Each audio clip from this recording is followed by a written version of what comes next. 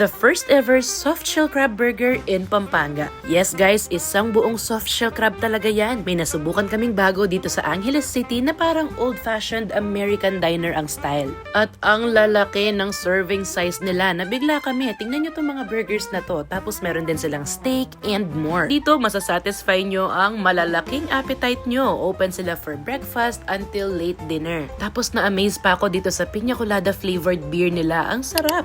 This is 544 Bar and Restaurant located sa Rossa Hotel. Ito yung address nila at mahahanap nyo rin sila sa Google Maps. Open daily from 7 a.m. to 11:30 p.m. So nung una raw, since the hotel went under new management, they were planning to close the restaurant. Kaya lang sobrang dami raw yung mga foreigners na nagpupunta dito at hinahanap yung pagkain nila. Kasi sabi mismo nitong mga Americans na to is that their food tastes like home. So ayun, due to insistent public demand, they decided na i-open ulit ang restaurant. Pagdating dito, syempre ang unang titikman natin ay yung soft shell crab burger. Dalawang klase yan. Yung isa is parang garlic mayo na merong vegetables, tapos yung isa naman more on parang barbecue style with grilled onions. You really get to enjoy that entire crispy fried soft shell crab. Kaya kung mahilig kayo sa crab, nako, must try to. At tulad ng sabi ko kanina, this is the first of its kind in Pampanga. We also have here their 16-inch pepperoni pizza. Yung dough nila homemade and moderate lang yung thickness, and it's the classic American style. Simple, but it definitely hits the spot. Ito naman yung ribeye steak that's served with a side of mashed potatoes, vegetables, and gravy.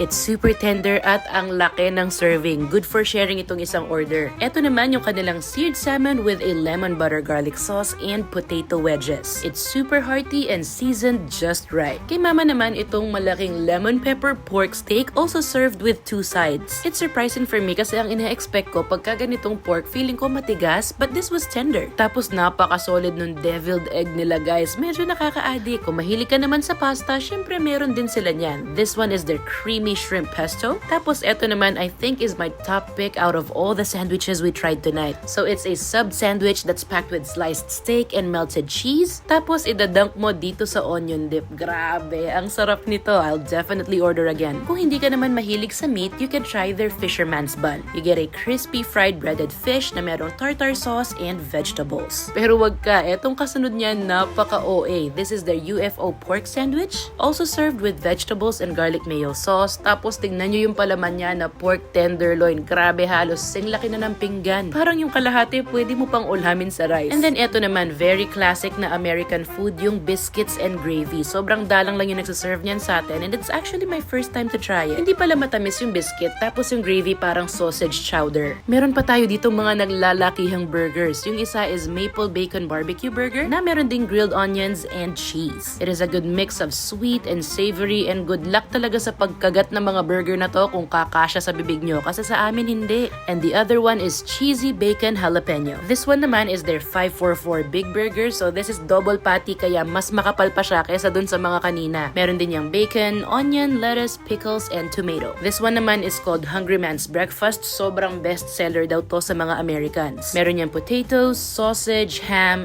eggs, onions, and cheese. It's served on a sizzling plate and perfect yan for breakfast. And lastly, we are trying their craft beer. Dalawang flavor yan pero ang sinubukan namin ay yung piña colada. Hindi naman tayo mahilig mag-inom pero this is actually really good. It's very fruity with a little bit of sweetness. So kung gusto nyo ring makasubok ng old-fashioned American diner style na pagkain, nako i-add nyo na to sa bucket list nyo.